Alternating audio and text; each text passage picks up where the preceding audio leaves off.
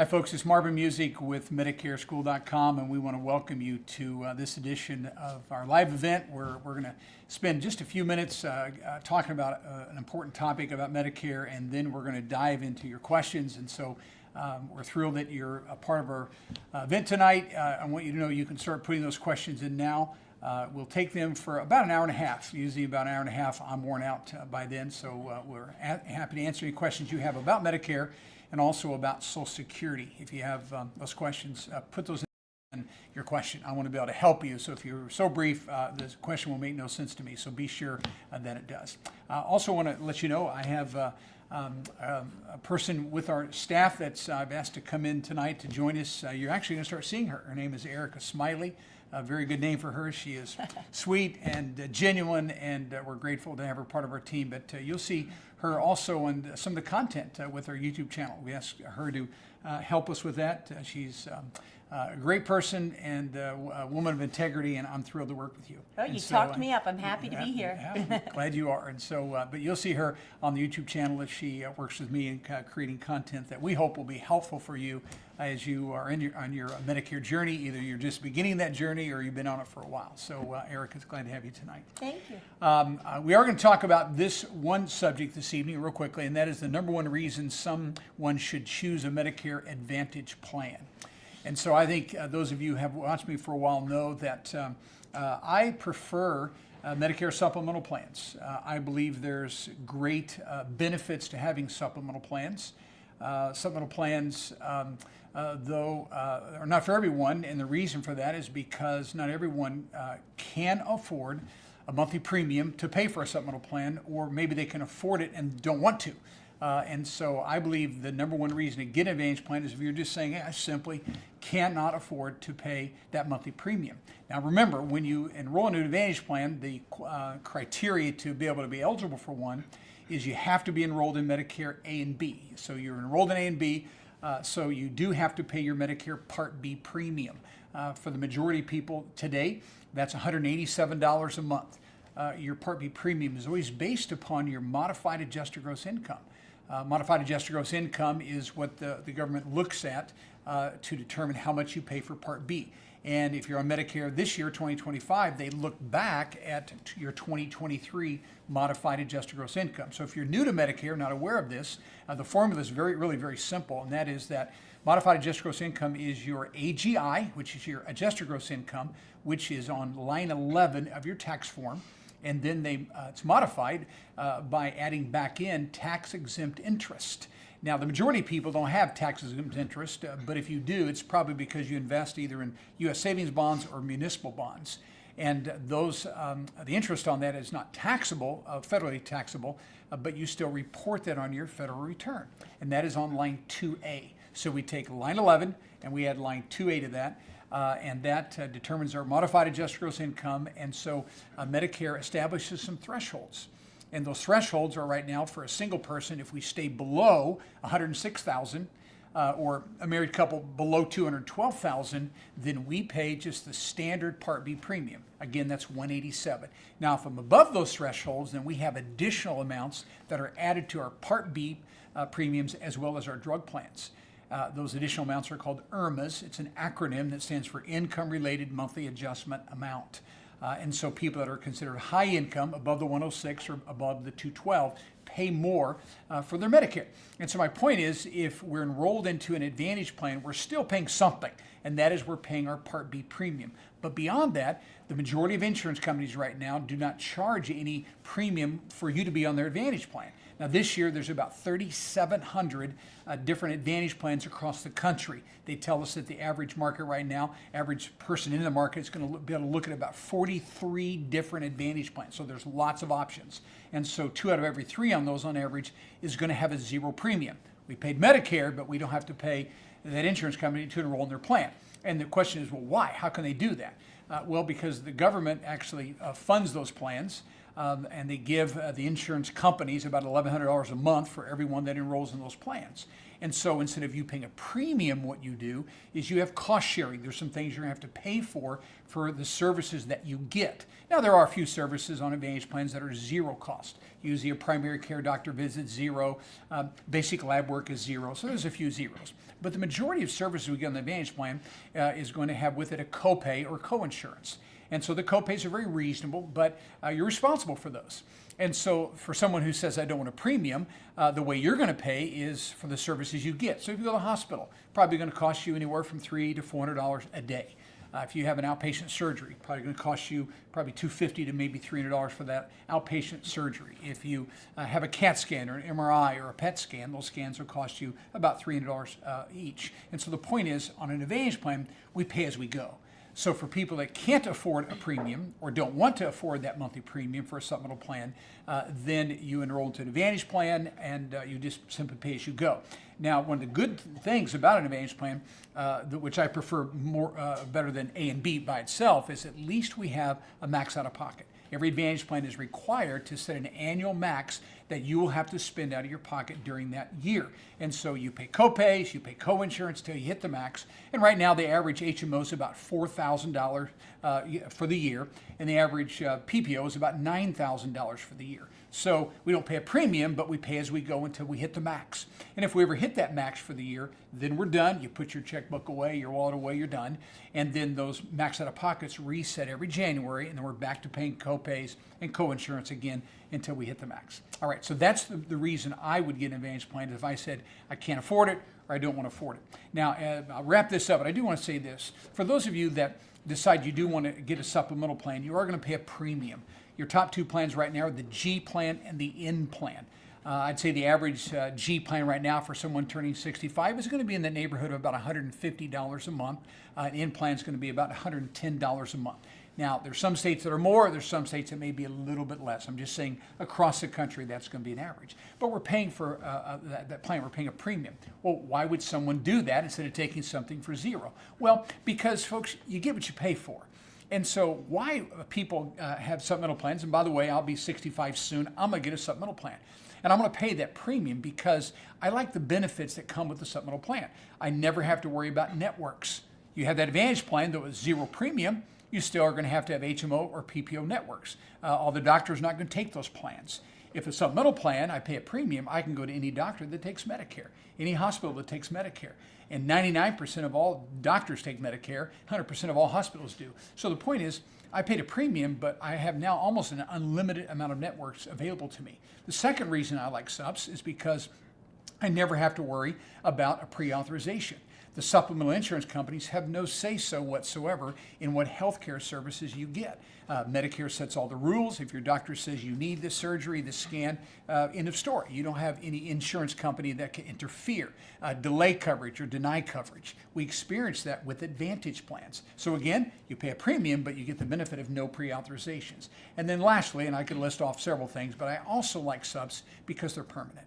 I never have to worry about losing that plan. Yeah, the premiums do go up and will go up over time, but I have a plan that is now permanent. I don't have to worry about renewing it every year and worry about networks changing and the plan pulling away from the market. I don't never have those concerns. It's a lifetime plan that is my plan regardless of where I live in the country. You know, I live in Missouri right now. If I went to Arizona, retired, or Texas or Florida, I get to take that plan with me because it's tied to me. Advantage plans are 1 year at a time, and they're not tied to you. They're tied to a service area, a geographical area. And if you leave that area and go to another one, you got to get a new plan.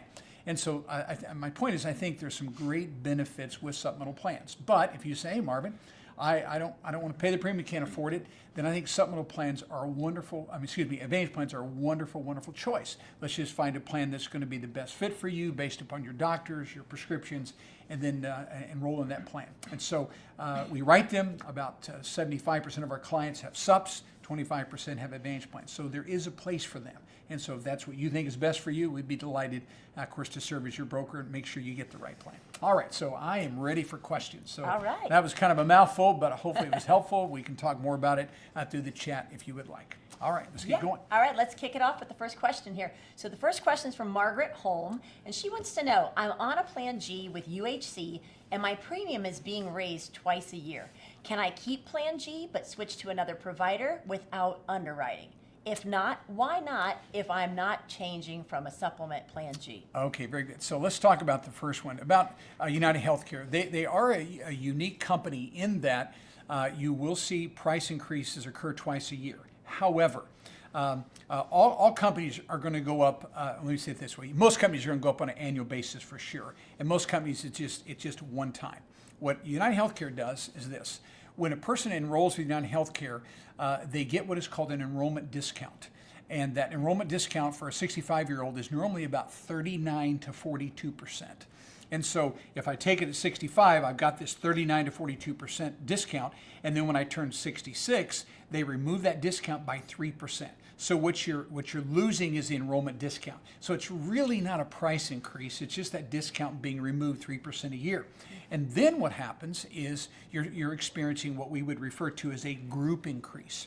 And group increases occur across the board with all companies and all plans. And group increases occur in all 50 states, by the way. And so the way they work is when I enroll into a supplemental plan, I am enrolling into a group. And all the policyholders pay their premiums into the group. And I've transferred the financial liability for myself to the insurance company, so they're responsible to pay out claims. So if I have a G plan, they're paying everything except the B deductible. So here's my point. You're in a group. People pay their premiums into the group, and then the company pays claims out. And so when more claims go out than premiums are coming in, that means that group is losing money. And so when they lose money, they have the right to go to the insurance commissioner of your state and petition for a rate increase to cover those losses. So if they lost 4%, they're going to ask for a 4% increase. If they lost 12%, they're going to ask for a 12% increase. So even though it looks like you're getting two price increases, you're really not. I know it didn't make you feel better because on paper it looks like you are.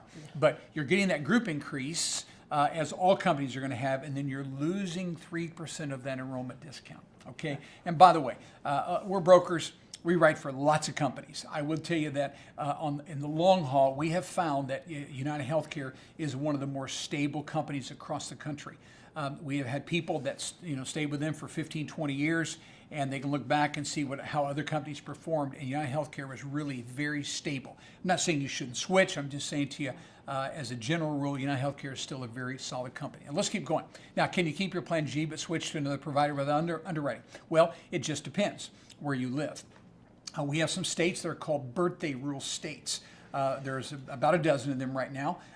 They would be the state of California, Oregon, Washington, Idaho, Nevada, Louisiana, Missouri. Missouri is called anniversary rule state. Illinois, Kentucky, Maryland, and recently Virginia, I think, passed a law where they're also going to be a birthday rule state. And so your birthday, if you're in one of those states that has that rule, it's usually about 30 days before your birthday or 60 days after, but it's at this window around your birthday where you can usually change insurance companies, and you can change your plan to a like plan or to a less plan. So if you're in a birthday rule state and you're on a G, you can move to another insurance company's G that has a lower premium without any underwriting. You also may be able to, in most states, move from a G to an N. We call that like to like or less to less, G to G or G to N. Now, some states are just like to like. Missouri's like that. In Missouri, it's called anniversary rule. We can move you around the anniversary of your policy. So my whole point is, if you're in a birthday rule state, you can move during those times without any kind of underwriting. And so you say, if not, why not am I changing from Supplemental Plan G? You just have to decide. I think people that move from a G to an N are not making a bad move. You're taking on a little bit more liability, not a lot. You're going to have some co-pays for doc visits, ER, and then excess charges if and when those occur. All right, but if someone wants to have something that's a little bit more budget friendly, then the N plan, I think, would be a very good option. All right, let's keep going. Okay, next question from John F. 1304. I have a similar situation to Margaret, the question we just had, and I wonder if I can change providers without a penalty. I have Cigna, but just found out they sold their Medicare business to another company. Am I stuck? Okay. All right. Well, again, I just explained how birthday rule states work, but as far as Cigna, They were bought by Healthcare Service Corporation, a very large company. They bought Cigna for $3.3 billion. So they didn't buy Cigna to come in and disrupt Cigna. They saw Cigna as a very good insurance company, so they simply acquired them. I would see no reason at all for you to be alarmed about that acquisition. Now, if you are, then if you want to make a move, then you certainly can do so. But as far as changing insurance companies, there is no penalty, but you may live in a state, as most states are, to make that move, you may have to medically qualify. And so if you do want to change from Cigna to go to United Healthcare, or go to Mutual of Omaha, or whoever, it doesn't matter, we write for those companies. So call in and talk to one of our agents, and we can look at the price points and see if you do have to go through underwriting, can you pass the medical qualifications to do that. So, but again, personally, I would not be afraid of HCSC buying Cigna. I don't think that's going to be disruptive. I think they'll be as stable as what Cigna has been. So I still think it's a very good company, and I personally would not be overly concerned about that. Okay. All right, next question here. We have Wolf 2.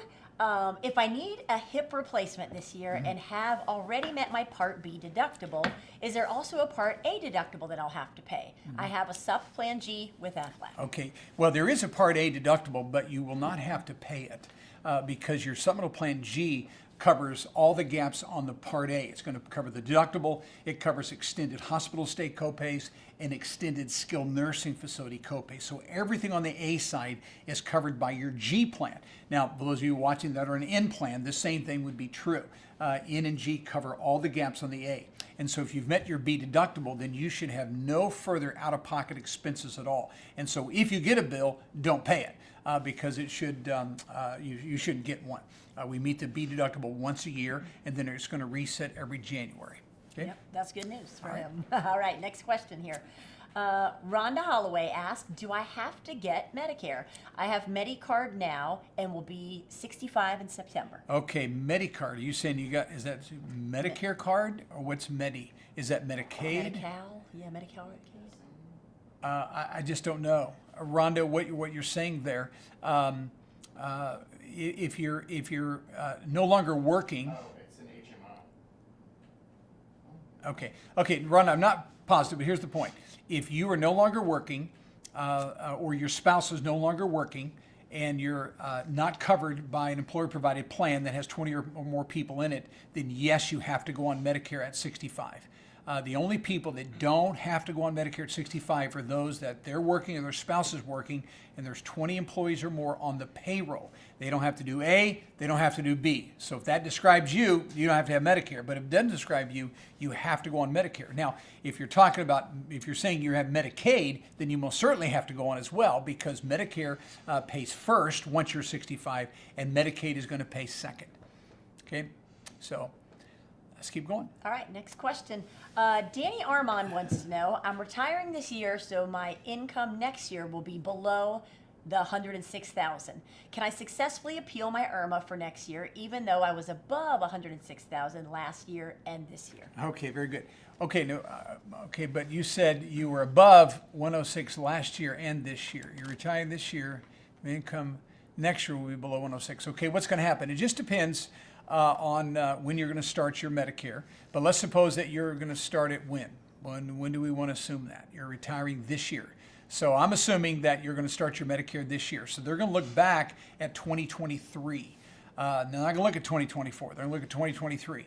And so if you're below the 106 in 2023, you're not going to have an IRMAA for this year. Now, next year, as we move into 2026, they're going to look back at 2024, and you're saying that it's going to be above that limit. So you will have an IRMAA next year. So what you're going to do is that you're going to appeal the IRMAA. It's a form called an SSA 44. And you're going to report to them different numbers. You're going to say, I have had a life-changing event, which is retirement or semi-retirement. And what you'll do is you'll give them your 2025 number or your 2026 number next year. You can ask them to look back one, or you can give them projection for the current year. They always look back two, but in the appeal, we ask them not to look back two, but one or present year. And just be accurate in your estimation of what you're going to make in 2026, and they will drop off the IRMAA. They really don't want you to have to pay extra as long as you've had one of those eight qualifying events. All right. Okay? Let's keep rolling. So KK wants to know, during open enrollment, are you able to switch from an Advantage to a supplemental and vice versa? Okay. Okay, so here's the way it works. So if you're on an Advantage plan and you have been on that Advantage plan for a year plus, and you want to move to a supplemental plan, you can do so. And you can actually do that twice, 2 opportunities during the year. That would be October 15th to December 7th. So if I make that switch later this year, your Advantage plan is going to cover you through 12/31. Your supplemental plan that you switch to during October 15th to December 7th will go into effect January 1. So again, Advantage plans are 1 full year, but if we're going to switch off of it, we must do it October 15th to December 7th. Now, if you've been on that Advantage plan for a year plus, and sometimes even less, you are going to have to medically qualify to make that move. So we're going to have to ask you 25 or 30 health questions, and then look at your medications. And insurance companies do not have to approve your application for a supplemental plan. They don't. They actually can deny that. But as long as you're genuinely healthy, you should be able to make that switch. Another time you can do it is at the first of every year, the first 3 months. You have the opportunity to move again from the Advantage back to original Medicare and apply for a supplemental plan. So that's the first 3 months of every year. And the only difference is if I make that switch in January, then I would be able to start my supplemental plan then in February. If I make the switch in February, my supp will begin in March. So the point is they put you off just for the next month for coverage. Okay, so I hope that helps. Okay. All right, Mary Connor would like to know, are there lifetime max out-of-pockets on Advantage plans in case you have something really bad? No. Max out-of-pockets are annual amounts, but they're fairly reasonable. $4,000 on the average for an HMO, $9,000 on a PPO plan, sometimes a little higher if you've got a network. But those then reset every January, so it's annual maxes, so never lifetime max. One of the worst things that can happen, I've had this happen to clients, usually when people get cancer and they get treated for it, chemotherapy, radiation, surgery, they almost always max out. And so what happens if, let's say we get a cancer diagnosis and we start treatment towards the end of the year, you may max out. I had this happen not long ago with a lady that had a max out of pocket of $6,700. It was a PPO plan.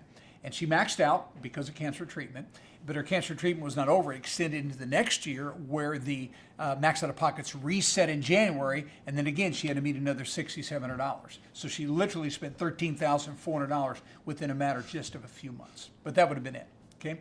So that's the way it works. Now let me tell you something as well, for everyone, what you can do, and a person wouldn't be able to do this if they have real serious health problems, but one thing that we recommend when people have decided that they want an Advantage plan, we would get what we call a HIP plan or a hospital indemnity plan, because really what hurts people with Advantage, if they can't come up with that max out of pocket, what you can do is you can buy an insurance policy to help offset some of the major expenses with your Advantage, which would be your hospital copays and a lump sum benefit if you got cancer. And those can be, $10,000 or $15,000 benefits. So they're really, really nice. And the premiums are normally about $30, $35 a month. So they're very reasonable. So for people that would struggle meeting the max, you ought to get one of those we call copay protection plans. They're also called critical illness plans or hospital indemnity plans. All the same. Okay. All right. Okay, Marvin, next question. Pamela would like to know, if someone recently signed up for Medicare and they have coverage through their spouse's employer and they did not delay Part B, can they disenroll from Part B? Yes, you can. In fact, I would really recommend it. Now, the Part B premium that they've spent out of pocket, either out of their Social Security check or if they just paid direct, they're not going to get that money back, but they can disenroll from Medicare Part B. Daniel, do a quick search. It's either 1716 or 1763. I'm forgetting on the form, but there's a form that you'll fill out. It's just disenrolling from Medicare. It's either 1763 or 1716. I think it's 63. He's checking here real quick. There we go, 1763. So you can go online, CMS form 1763, and this gives you the opportunity to disenroll from Medicare A if there's a premium, which most people don't. Once Medicare A is started, you pretty much have to keep it, but it's free. But Medicare B is also, you can disenroll from that. So they need to fill out the form. And what I would do it ASAP. And you just, on the form, they call it Part B, or they may call it supplemental insurance. and you would tell them to cancel it effective 5/1 of 2025. And then what happens, you get that form, the 1763, to a local Social Security office. If you mail it in, that's fine, or drop it off is probably the best. If you fax it in, we always say also mail, because sometimes faxes don't go through. And so you want to be sure to get it to a local Social Security office, and you'll tell them the reason why you're disenrolling, and that is that because you have an employer-provided plan. Now here's the key. Make sure that employer-provided plan has 20 people on the payroll or more, and then it's fine to go ahead and disenroll. So if it makes sense to get off Medicare because the group plan is better, either financially or good coverage, then it's fine to do that. So that's the way to do it. I would recommend it. Now listen, you always want to make sure anyone that is going to continue to be covered by an employer-provided plan from 65 on, that we have no gaps in coverage. Either we want an employer plan or we want to be on Medicare during that period of time. And so we'll have people that are working, and then they change jobs, let's say at 66, and they have a little transition where they're without insurance for a month or two. And if that happens, you got to go on Medicare, because Cobra is not considered credible coverage. And so my point is, we're always wanting to make sure that if we're not on Medicare at 65 and we want to get at a later date, that we've been covered by active employer-provided plan, either you or your spouses, and then we can qualify for that special enrollment period. Okay? All right, next question. We got Mary Connor again. How are supplemental plans charged? Are they based on your medical bills or based on the group in your area? Yes, very good. Yeah, definitely not based on your medical bills at all. Your health history has nothing to do with it. So supplemental plans are based in most areas based upon your age and your gender and your zip code. That's the norm. So that means a 65-year-old pays less than a 68-year-old when they first come onto Medicare.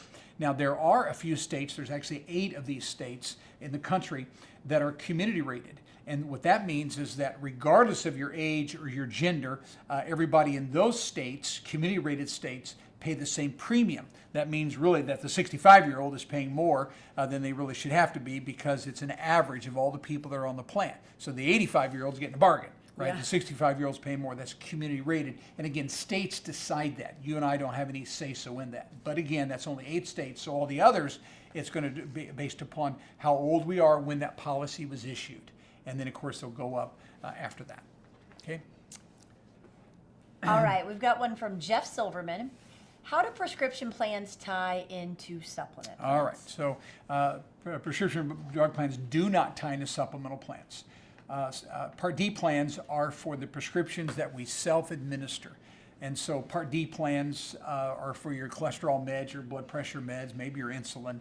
And so when I have a supplemental plan, what that is doing is that is filling in the financial gaps of original Medicare A and B. A is inpatient, B is outpatient, and so I buy a supplemental plan to cover those financial gaps that exist in all my medical needs, whether inpatient or outpatient. So my prescription drug plan is totally separate from that, and it covers my self-administered meds. And I want to remind everyone that A and B and supplemental plans will pay for meds, but only those medications that are professionally administered in the hospital or an outpatient setting.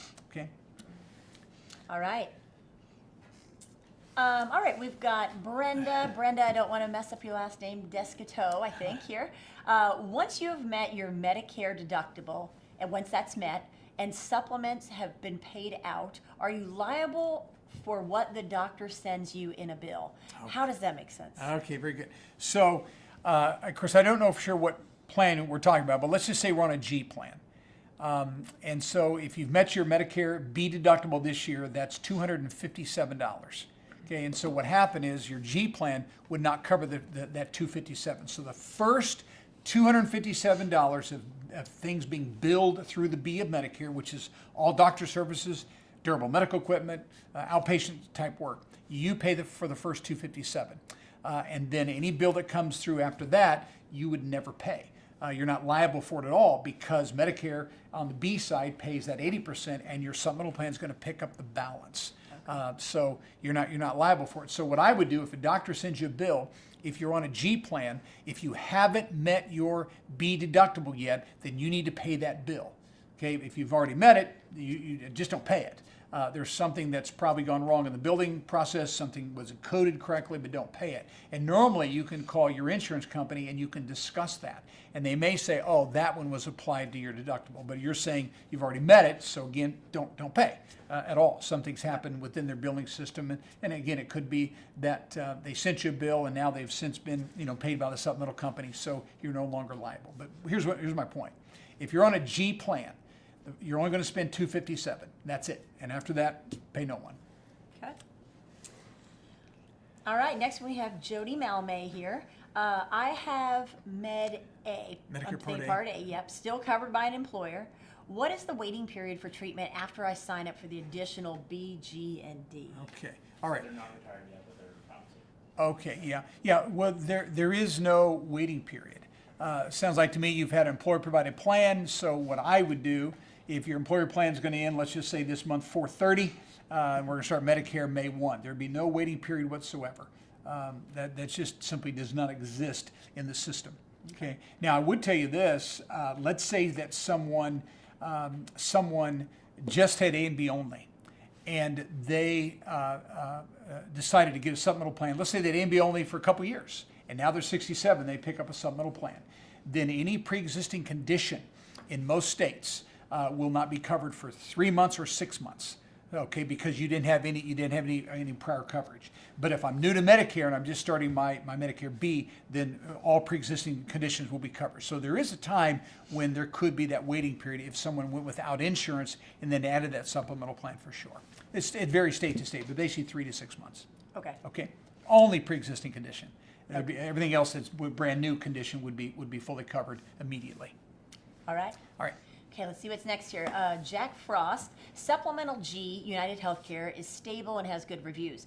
But I signed on with Aflac and have been reading reviews that say Aflac frequently denies claims. Which is better? Okay.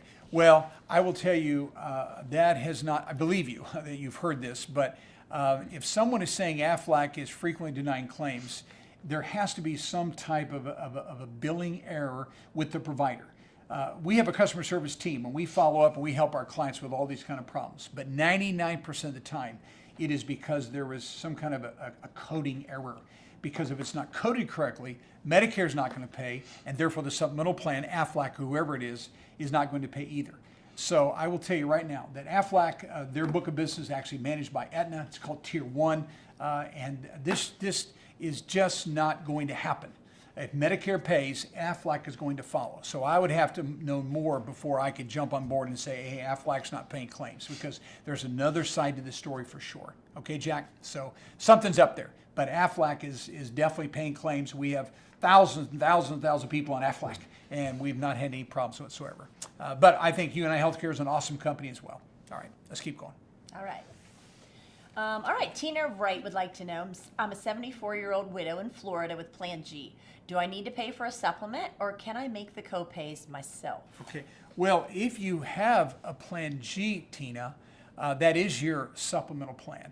So I think what maybe you when I talked about that insurance, that would be the hospital indemnity, the critical care. I think that's what she's probably talking about. So I do not think that is necessary to have that copay protection plan when you have a Plan G, because everything's already going to be covered by the G except for your annual B deductible. So you don't need that insurance. Now, there are sometimes people want a critical care illness plan because they would like to have some additional benefits for travel, or for maybe a functional medicine doctor, that's not covered by Medicare. So there's other reasons, but I wouldn't necessarily recommend that, but there are a few people that would do that. But when you have a supplemental Plan G, I don't think you need any additional insurance whatsoever. All right. Okay, we have Harvey H. He'd like to know what general percentage annual rate increase is expected for a plan N in the near future. Seems like there's a big increase recently. Yes, exactly right. And there has been. I would say as a general rule in the neighborhood right now of about 10%. Okay. And that's across the board. I think some of the N plans may have not gone up as much as the G, but we pretty much have seen equal increases among most of those carriers. But everyone has to be mindful. Inflation has just been a huge factor throughout, our whole economy, but especially in the medical field. And so once these companies start losing money, those rates are going to go up. And by the way, Advantage plans have gone up as well. Maybe not premium, but they've gone up certainly in copays and max out-of-pockets and all that. So 10% is going to be pretty normal. I hope we get back to the old days when it was about 3 to 5%. Yeah. But right now, 10% is really not shocking. I still think it's a very, very good value, though. All right, great.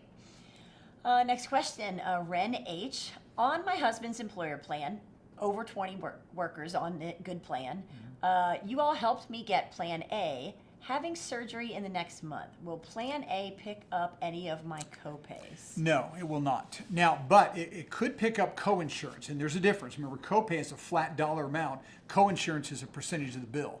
So in your position, what's happening is the employer plan is paying first, Part A pays second. But in the second payer position for a hospital claim, they will not pay any deductibles and they will not pay any copays. But they will pay some coinsurance. So you are very wise when this surgery comes up to be sure to give the hospital your Part A card because there could be some coordination of benefits, and if you do have coinsurance responsibility on the group plan, which most do, then you may see Medicare pay something, okay? But definitely give them that card, let them know. But again, Medicare is going to be in the second payer position. Okay.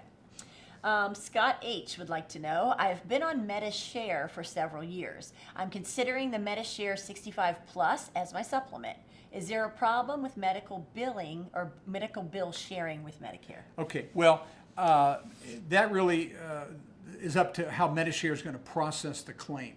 I would assume that, number one, you're going to, of course, have to be in Medicare A and B, and then MediShare is going to pay second. So I don't know the terms of MediShare. I will tell you that I am on a similar plan. I'm not on MediShare.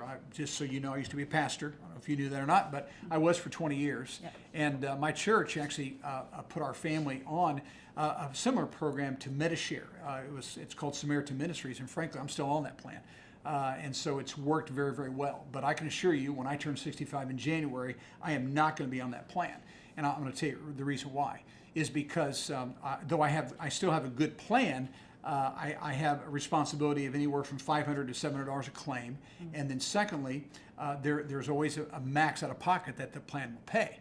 And thirdly, my premiums, though again, I'm on the plan, I've been on for a long, long time, my premiums have more than doubled, actually almost tripled. And so I don't think they're as stable. And so again, I know of MediShare, but that's what you have to find out, how they're going to coordinate, how stable have their premiums been, and is there anything out of pocket that you're going to be responsible for. So I personally am going to go on a G plan, may go on an N. Either one of those are very, very good plans. But I think you're going to find greater stability within the original Medicare market and the supplemental market than you're going to be on some of these healthcare co-ops. And I'm not bashing healthcare co-ops. I really like them, but I don't think they're as good as Medicare options. All right. Okay, this is from Jad. He wants to know, if you had a large capital gain in 2024, will it affect my Medicare premium? Yes, it will. It will. Yeah, because all income is counted towards your modified adjusted gross income. So all of it. So capital gain is definitely going to be a part of that. Now, Jed, what you can do, so you said 24, so that means that's going to affect your premium in 2026. And so if you happen to retire in 2025, you can give them this year's numbers, or if you retire in 2026, you can also give them those numbers so you can appeal that. So yes, if you're going to continue working and you have this, you don't have a life-changing event, you're going to have to pay that. But we won't have to if you retire or even semi-retire and have the right to appeal. Okay. All income counts though. Okay, so we got Mary Connor here. I have money in a high deductible savings account. How do I use this to pay my Medicare copays? Okay, very good. Yeah, here's the way it works. So HSAs, which is what you have, can be used for everything medical and really everything Medicare related except one thing. You cannot legally use your HSA money to pay Medicare supplemental premiums. HSAs were designed to help people offset medical expenses, not pay premiums. And so the point is, you can use your HSA money to cover your B deductible if you have a G plan, excess if you have N. You can use it for your drug premiums, and of course out-of-pocket drug expenses. and of course anything that would, they're called qualifying medical expenses. And there's a list, I mean literally, it's almost everything. And it's very, very lenient, but you cannot pay Medicare supplemental premiums with that money. Okay, so I'll just Google qualifying medical expenses for HSA, and you'll really be astonished by the list. I read one the other day. You on your HSA, you can't use it to buy sneakers, but you can use it to help compression of the feet. No kidding. Okay, way to so get around yeah, that, so there are ways around. Again, I'm not telling you to break any rules at all, but it just depends on how that is defined. Okay. Yeah. All right. Okay, next question here, Reek Oma. I'm thankful for your knowledge and service to the community. Thank you. That's great to have a little appreciation there. Thank you. Thank you. It's our privilege to serve people in this business. We love it. All right, Steve Litvak wants to know, how do you get out of the monthly Medicare payment if you do not want to use Medicare? Okay. Well, Steve, number one, if you or your spouse are no longer working, you have to go on Medicare. Okay. And the key is 20 people in the employer group on the payroll or more. You don't have to have Medicare. But if you or your spouse are not working, and if you are, it's less than 20, you've got to go on Medicare. And so that's your only option. And if you don't go on Medicare, you're making a huge mistake, because if you want to get Medicare at a later date, you're going to be penalized for picking it up. So if you're still working, don't go on Medicare. You're fine. And so now another way you can get out of it, if you have to go on Medicare, if you you would qualify for state Medicaid or for what's called extra help through the Medicare program. Those are called Medicare savings programs.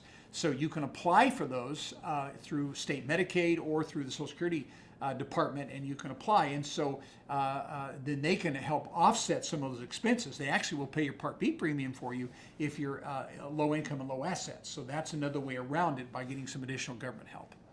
All right. Okay. Okay, we've got LaShonda Chambers here. She'd like to know, my dad has Medicare A and B, and lately he has been in and out of the hospital and nursing homes for rehab. He's recently receiving a ton of bills from these facilities.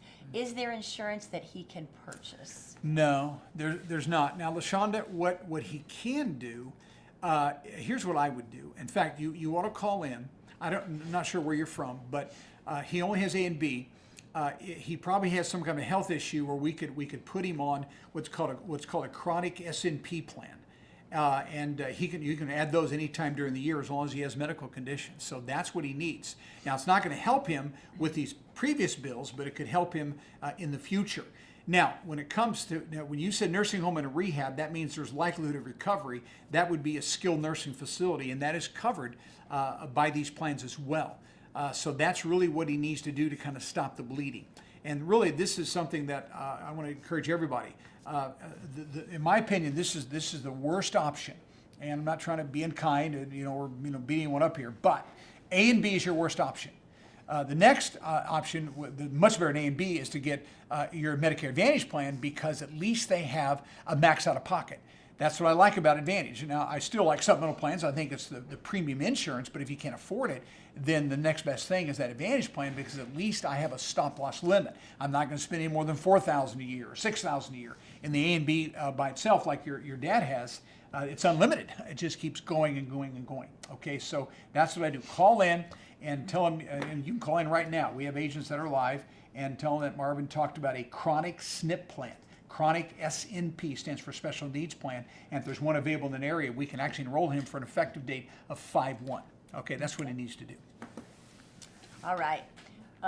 Kim would like to know, do supplemental plans have silver sneakers benefits? No, they do not. In fact, supplemental plans are premium insurance, but they don't come with any perks. Now, UnitedHealthcare does have something similar to Silver Sneakers. They have a plan, their network's called Renew Active. And on some of their supplemental plans, not all of them, but some of their supplemental plans will actually include what they call a wellness benefit with UnitedHealthcare, G or N plan, and it has a Renew Active benefit, which is very similar to Silver Sneakers. And then they give you some discounts on dental and vision and hearing aids, and also 24/7 nurse line. That's called a wellness benefit. Now UnitedHealthcare has two products. They have a Plan G with no wellness, and then a Plan G with the wellness. The one with the wellness would have that Renew Active or Silver Sneakers benefit. It's just a different name. UnitedHealthcare is so big, they put together their own gym membership network. Yeah. Okay? Talked to a lady today. She was really happy because her local YMCA was on there. All as their right, new that's active. good. So, yeah. Very good. That's excellent. All right, we've got James O'Neill. Oh, sorry, we got he's got fast fingers on me here. We have James O'Neill. He says, I'm on an N plan and have diabetes. Will a supplemental plan cover a podiatrist visit? Do I need a referral from my PCP? Okay, yeah, you don't need a referral to see your podiatrist. What you need to do, Medicare does cover some issues with with the podiatrist, certainly the visit and some other services, but not everything that you would like to have. But I think because you have the diabetes, maybe neuropathy, then there may be some additional things covered by Medicare and your supplemental plan. Okay, so, and remember, when you say, will my supplemental plan cover it? And the answer is yes, if Medicare covers it. If Medicare doesn't cover it, supplemental plan is not going to either, because your supplemental plans follow Medicare coverage, filling in those financial gaps. So you do have some coverage. So the best thing to do is to call the podiatrist that you're working with and let them know you're on Medicare, and they'll know exactly what is going to be covered or not covered, because they want to get paid. And they'll know when they're going to have to bill you for a service or when Medicare is going to cover it. Yeah, that's the best thing to do. But no referral to see a podiatrist at all. That's only with Advantage plans. All right, we have Alan Michael. He'd like to know, I'm retired military with Tricare Prime, just turned 64. Would it be best for me to get a supplemental plan or Advantage? Okay, Alan, if I were in your position, I would not get a supplemental plan. And the reason for that is because I just think it would be not a good use of money. And I love supplemental plans, okay, but you have Tricare Prime. What's going to happen when you turn 65, you're going to be required to enroll into Medicare A and B, and then your Tricare Prime is going to be turned into Tricare for life. And so that's going to pay second to Medicare. And so Medicare A and B pays first at 65 and beyond, and then Tricare is second. Now, what a lot of people in your position are doing on Tricare, not all, but a lot, will enroll into what is called an MA-only plan. That stands for Medicare Advantage Only.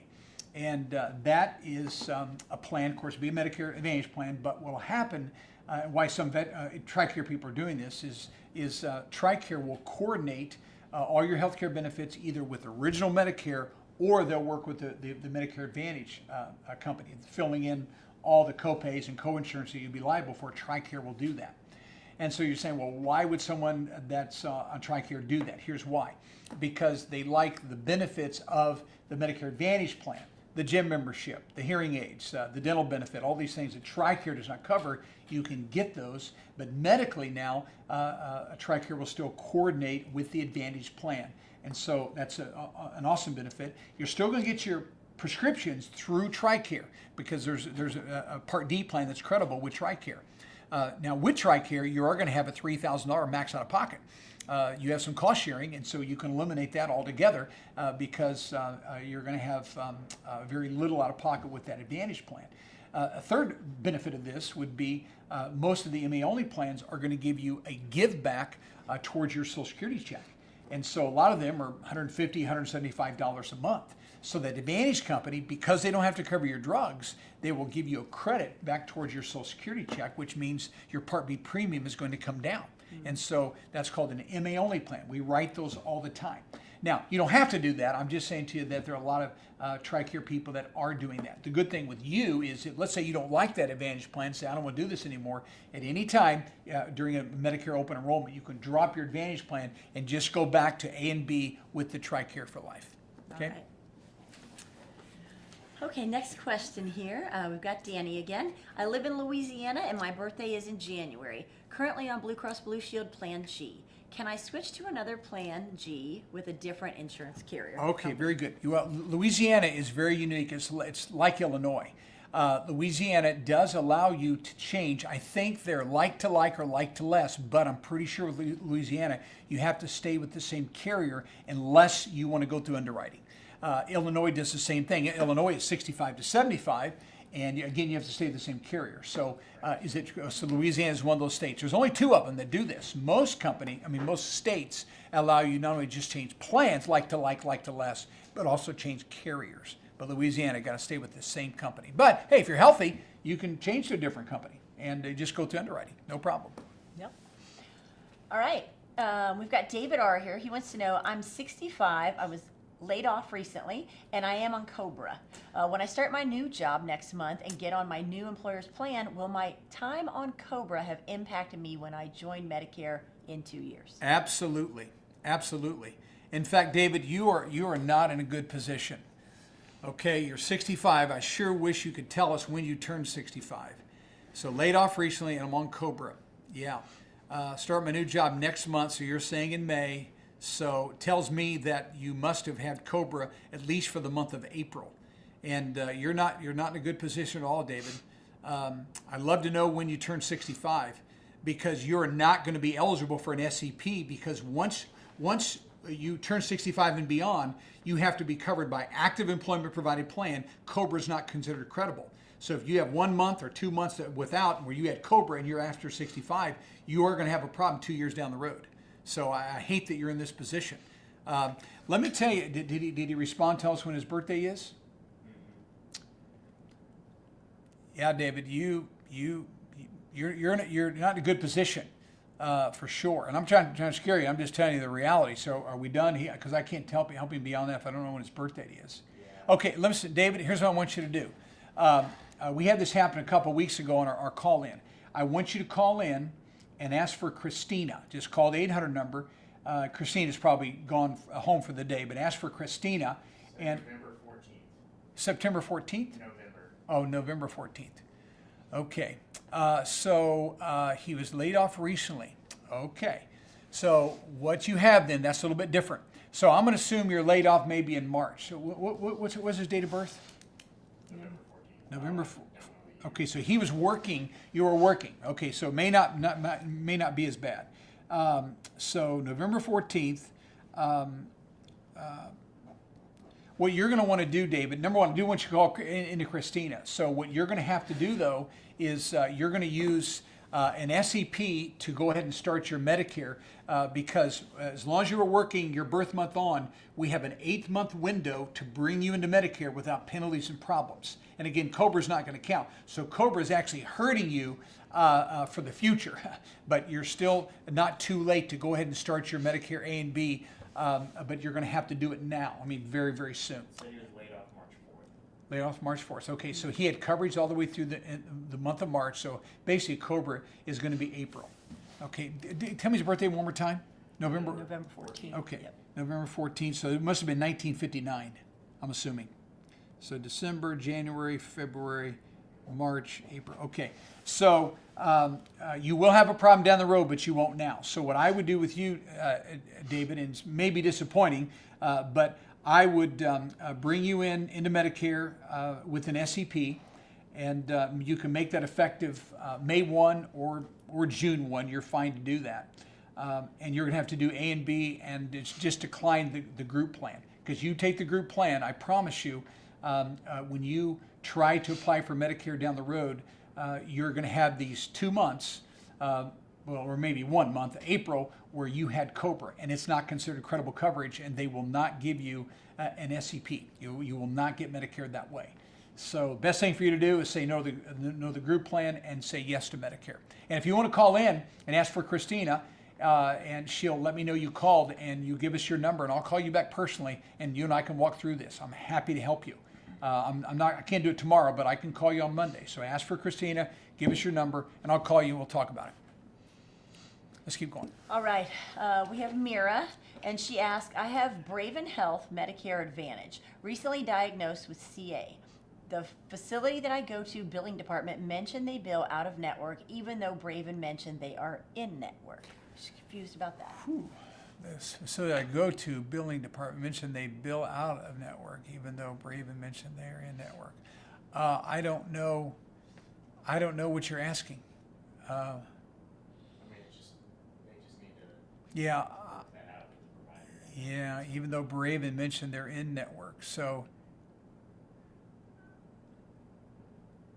Oh, I see what you're saying. You're saying that the Advantage company said that group is in network. Well, what I would do then is I would call the number that's on the back of your Medicare Advantage card and tell them what the facility is saying, and let's get that clarified to find out if indeed they are in network or not.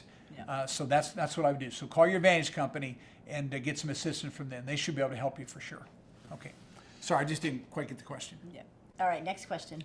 Danny'd like to know, hi Marv, 65 in December, where do I start? Okay, very good. Well, you don't have to do anything just yet. Danny, if you're not working, you are going to start Medicare at 65. So what I would do, back up the clock, 1, 2, 3, 12, 11, 10, 9. What you want to do, if you're not on Social Security and you're going to go on Medicare at 65, is we can enroll you after September the 1st. Well, you can enroll 3 months in advance. So you got September, October, November that you can enroll into Medicare to start your Medicare in December. Now, if your birthday is December 1, then you want to start that a month earlier. But if it's December 2nd thereafter, then that's the month you'll start your Medicare, and you can enroll 3 months in advance. So the easiest thing to do, Danny, is call us. And we're brokers. Our services are totally free to you, and we will actually help you enroll into Medicare. We'll do that for you. Now, if you're on Social Security, what's going to happen is that your Medicare card will be mailed to you at the end of August. It always shows up about 100 days prior to your birth month. But if you're not on Social Security, then you have to actually initiate the enrollment. Again, we're happy to walk you through that whole process. Once that's done, then we can look at Advantage plans, supplemental plans, drug plans, and all the other insurance that you'll need. All right. Okay, we have Eat Peach 100. I plan to work until 70 with a large company and signed up for Part A only at 65. What happens if I reach 68 and decide I don't want to wait until I'm 70? How do I pick up Part B? Okay, very good. It's very simple to do.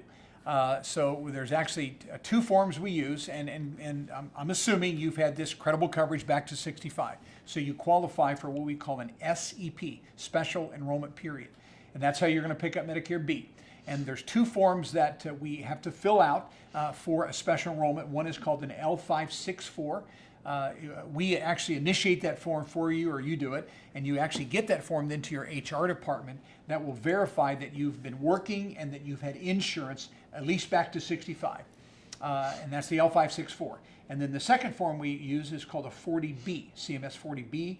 And that's the form that we let Medicare know when you want to start your Medicare. So let's say your group plan's in July 31 and you want to start Medicare August 1, you would put on the 40B, please begin my Medicare Part B August 1st. So the 40B is for the purpose to let Medicare know when we want to start our coverage, and the L564 proves that we're eligible to use the SEP with no penalties and no problems. Now, you work with us, we'll do all that for you and with you. So we guide you through the whole process, and that's what I'd recommend.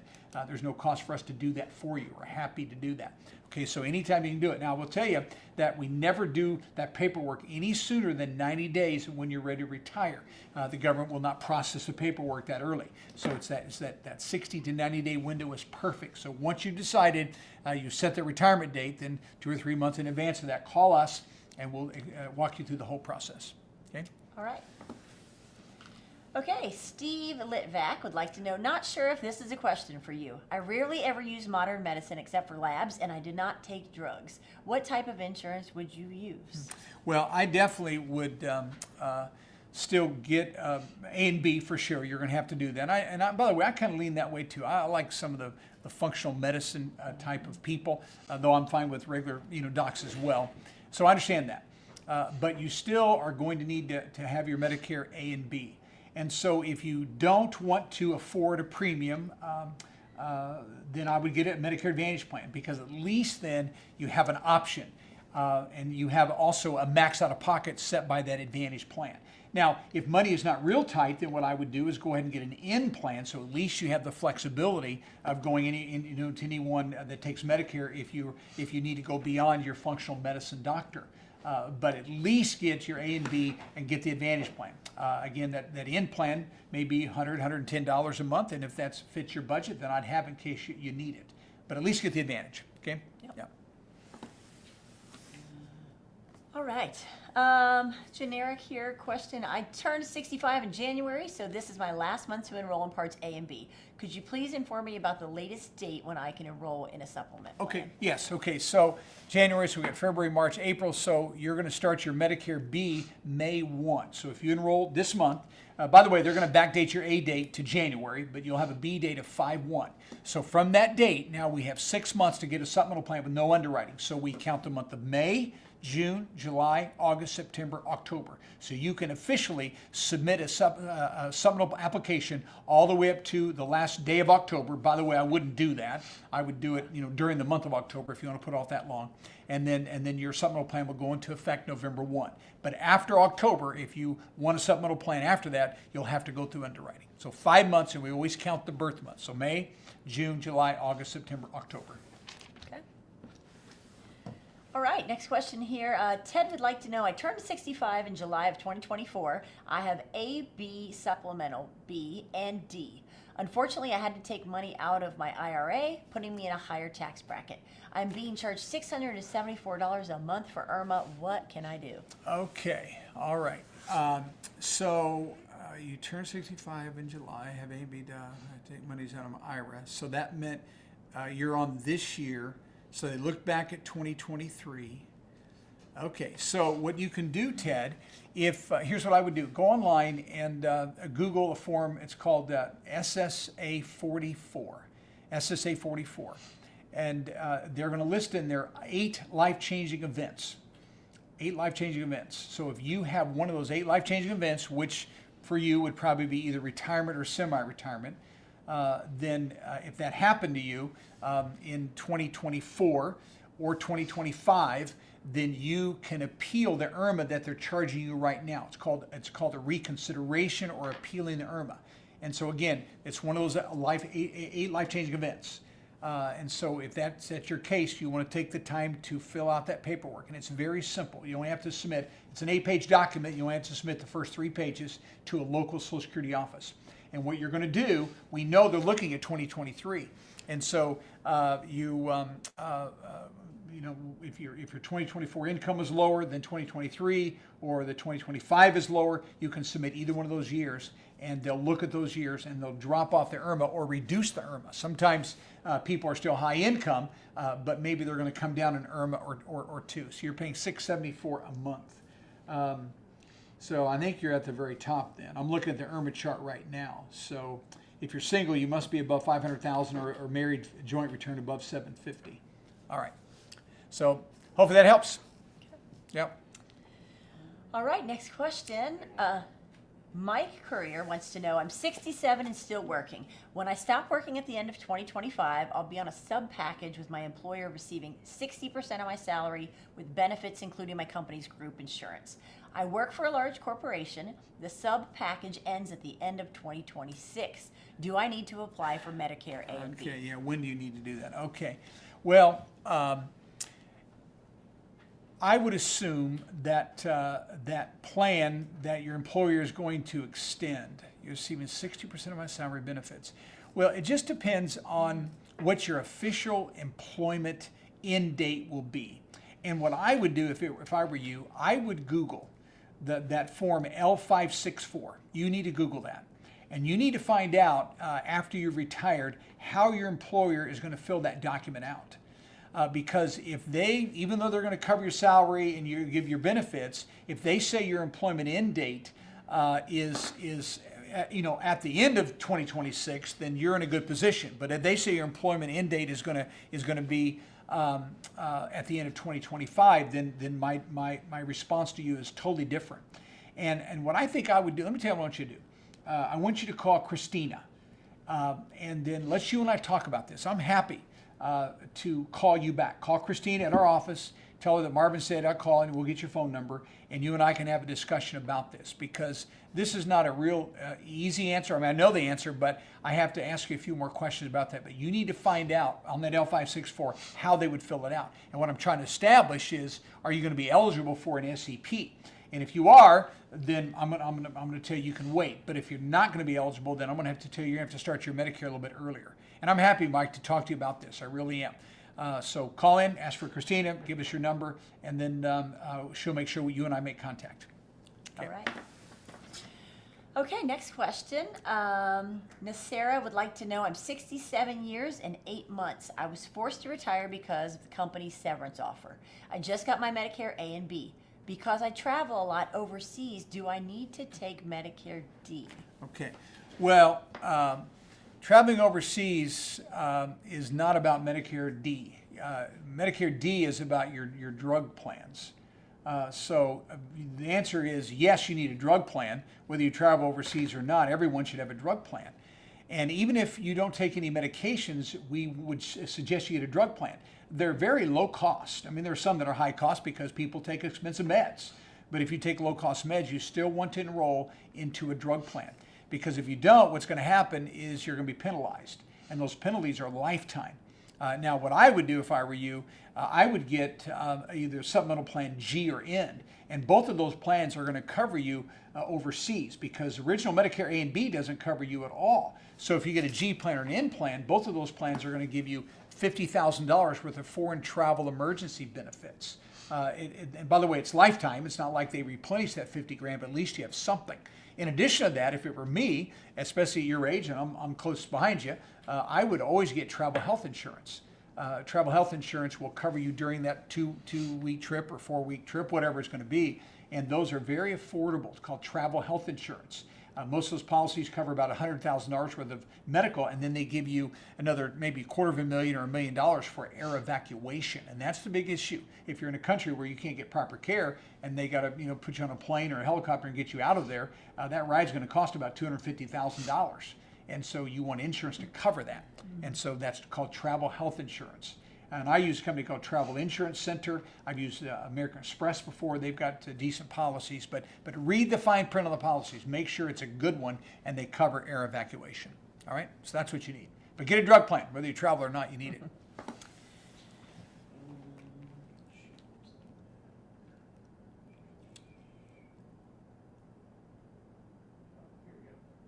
All right, this one's from Ted B. I'm offered a supplement after underwriting. Do they not cover existing conditions forever or just a certain amount of time? Okay, yeah, no, they will cover them. Depends on your state. Some states say they don't have to cover you for 3 months, some for 6 months. But after that, they have to cover pre-existing after that. Now they're going to cover all the other issues right out the gate immediately. Now, if you had some other supplemental plan prior to that, then you still had credible coverage, so everything's still going to be covered. It's only those people that had nothing beyond A and B, and then then they can exercise that pre-existing condition clause. And again, it varies 3 to 6 months. Okay, we good? All right. Okay. I turned 65 last summer. My employer was happy to reimburse me for Medicare B and Supp G. How hard is it to downgrade to an N plan once I retire? I see a cardiologist, but I'm essentially healthy. Okay. Well, Kelly, it could be very easy if you live in a birthday rule state. And again, I mentioned those earlier: California, Oregon, Washington, Idaho, Nevada, Louisiana, Illinois, Kentucky, Maryland, Missouri. Those states are birthday rule states. So it's easy in most of those states to be able to downgrade from a G to an N. In other states, you're going to have to medically qualify to do that. You're saying you're essentially healthy. As far as a cardiologist, it's all right that you see a cardiologist. It just depends on the reason. So if you had a heart attack or stent implants or pacemaker, so some of those issues could be a problem if they're within the last 2 to 3 years. But if you're just seeing a cardiologist, that's not a declinable situation unless you're being treated for AFib or some other kind of a heart rhythm issue or something that could definitely cause you to be declined. So it just depends on. But if you're essentially healthy, you should be fine. Okay. Yeah. Okay. All right, Valerie Thrower would like to know, I'm in Florida, turned 65 in May, applied for Social Security at age 62. I've had Tricare Humana CHC BP since 03. Should I get original or an Advantage plan? Original Medicare or an Advantage plan? Okay, Tricare. Champ, I don't know what CHCB is. I'm not sure what that is. So Florida, turned 65 in May, applied for Social Security. Okay, that didn't matter. Tricare for life since, Tricare 03. Okay, well, first off, you're turning 65 in May. You have to go on Medicare A and B. You have to. So that's no issue. That's a no-brainer on that one. So as far as you're enrolled in original Medicare, if you do have Tricare, I would at least look at the possibility of doing an MA-only plan and use your Tricare insurance for your drugs, and then Tricare will coordinate with the Advantage plan. It's not bad to try that. And if you like it, you can stay on it, forever. If you don't like it, during any Medicare open enrollment period, you can get off the Advantage plan and then just return to having A and B only with your Tricare. Okay, so, but you have to get A and B. You're going to have to, because Tricare will no longer pay first once you're 65 in May. They're going to go to the second payer position. Okay. All right.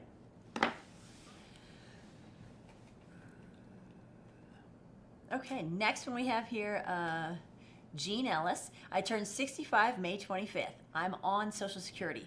I do not have money for any extra plans. Yeah. Is there any other options? Absolutely. Okay, so you're on Social Security, so you've already received your Medicare card. What I would do, Gene, if you would like to use our services, and we'd love to help you, no cost, call in and tell our rep, that whoever talks to you, the agent, that you're interested in getting an Advantage plan. Because there will be an Advantage plan, or probably multiple Advantage plans that are in your area that have a 0 premium. Now you have to pay some co-pays along the way, but if you have no extra money for a supplemental plan, then that's what you can do, is get an Advantage plan, and there will be an embedded prescription drug plan, all of that for a 0 premium. You still have to pay your Medicare B, of course. That's going to come out of your Social Security check. You already know that. But you just pay as you go. So that's a lot better than having A and B by itself, for sure. Okay. All right, we've got one here from Scott H. He'd like to know if I'm starting Medicare effective April 1st, 2025. All right. Yeah, he is starting. Sounds like he's starting April 1st. If I do not like my supplemental program, can I change to another carrier within 3 months of when I start? Absolutely. You actually have up to 6 months. So what you have, Scott, you're still within a period of time that we call the Medigap OEP, Medigap Open Enrollment Period. And it's 6 months of your B date. So your B date started April. So April, May, June, July, August, September. So you have all the way up to the last day of September. Again, I wouldn't wait that long. I'd do it sometime in September or now. Up to the end of September to apply for a supplemental plan, no underwriting, and that plan will start the next month, so that you can put it off as long as September for an October start date. 6 months of the B date. Okay? Or now. You can do it right now too. If you don't like it, change it. Okay. All right, this one's from Chris A. On the SSA 44, what if you don't have one of those 8 qualifications? What if the increase was due to a one-time large Social Security DI disability settlement? That's right, yeah. Well, if you don't have one of the 8, you're still going to have to pay the IRMAA. You don't have an appealable reason. So it'll only be for 1 year. So whenever you took that disability settlement, then it will affect your premium for 1 year only. But yeah, there's no other way to appeal other than those 8. That's it. Okay, we've got Ted here again. You responded to my IRMAA concern. Would a C plan allow me to not have an IRMAA? No, if you have a C plan, you're still going to have an IRMAA, because in order to have a C plan, you have to be enrolled in A and B. And so once you have that B coverage, now you're going to have an IRMAA that's attached to it. You'll also have the D IRMAA as well. And so you cannot get away from IRMAAs even by going with Medicare Advantage plans. Good thought, real good thought, but it doesn't work that way. In fact, if someone had no insurance, no Medigap, no D plan, nothing, they enrolled into Medicare A and B, they're going to get hit with the IRMAA. Okay, yeah, Can't get around that one, huh? That's right. All right. So Leslie'd like to know, how many times can you appeal your IRMAA? I'm a real estate investor, so my income can vary dramatically from year to year. Okay. Well, as long as you have a life-changing event, you can use that event 2 times. Now, what I've had a lot of people do, we can do it 4 times. Let's say you just semi-retire. That's called, you look on the form, that's called work reduction. So if you have a work reduction, I can use that appeal for two times, and then you fully retire, you can do it again. All right, so you can appeal it as long as you have that life-changing event. But again, that life-changing event, if let's say I had the death of a spouse, that's an event. It happened 5 years ago. I can't appeal that now. Yeah. It has to be within the last 2 years, because they're looking back 2 years. Okay. All right, that's the way it works. All right. We've got one from Margaret here. She'd like to know, I will turn 65 in March and my husband will in January. We are both retired and he is getting Social Security, but I don't plan on collecting until years down the road. When do we need to get the ball rolling? Okay, very good. So obviously we're talking, you were born in 1961 in March, husband January. Okay, so what you're going to do is, let me just do this. So we back up the clock, assuming you're not on Social Security. So we look at 12, 11, 10. All right, so your husband, Margaret, will be ready to enroll into Medicare. And again, this is assuming he's not on Social Security. She says he is. Oh, he is getting. Okay, Yeah, very good. he's getting, but she's my not. bad. I'm Yep. really sorry. Okay, here's what's going to happen then. Your husband is going to get his Medicare card in the mail around the 15th to the 25th of this September. Okay, it comes about 100 days prior to the birth month. So he turns in 65 in January. It's going to show up at the end of September. And then once you have that card in place, if you want, we'd love to serve you. Reach out to us, and we'll help him with his other insurance, whether that's Advantage, Supp, drug plan, whatever you need. We'll help you do that. So he'll get his card in September. And then for you, you're not going to take, so your birthday's in March. So we go back to, just let me tell you what to do, 2/1/12. And so you can start enrolling after December the 1st. And so if you want to use our company, what I would do is I'd call in sometime around October, November, and get on our calendar for an appointment right after the 1st of December, and we'll help you with that Medicare A and B enrollment. We do it all day long. Happy to do it. Okay? And then we can help you through your insurance as well. Now, if you both decide to get supplemental plans, we would suggest you go with the same carrier because you can get not only household discounts, but multi-policy discounts. And those are substantial, sometimes as much as 20% off on subs. All right, so that's what you do. So husband's going to get a card in September, and you're going to call in, and we can enroll you anytime after 12/1. All right. Good deal. Next one here is from Kathy. She wants to know, I switched from an Advantage plan to a Medigap in January when I turned 65, but I didn't have Part D, so Advantage continued. But Medigap still charged me my premium. Is it refundable? No. So Kathy, whoever you worked with did not give you good advice. In order for you to get off an Advantage plan, what you should have done in this situation is when you enrolled into a Part D plan, it would have kicked out your Advantage. So I don't know who helped you get this supplemental plan, but knowing that you're on an Advantage plan, they should have set up a drug plan for you. Okay, so your Medigap, I doubt they're going to refund. You can call them and tell them what you did, and it's possible that if you send them proof of insurance, that they may give you that refund of unused premium. But if you decide to get that money, then you're probably going to have to reapply for a supplemental plan. So I think in order for you to cancel it to get your premium back, if they will take the Advantage proof, then that may be a possibility. What I would do if I were you, I don't know where you live, but you need to get on a Part D plan now. And it's possible, depending upon the state you live in, to be able to get that Part D plan. And that way that would kick out that Advantage plan for you. I just don't know where you live. We have what we call an SPAP, which is just an SCP code that we use to help people get in drug plans after March 31. So again, you're going to have to, is this the same lady? Mm-hmm. Okay. It's the same company.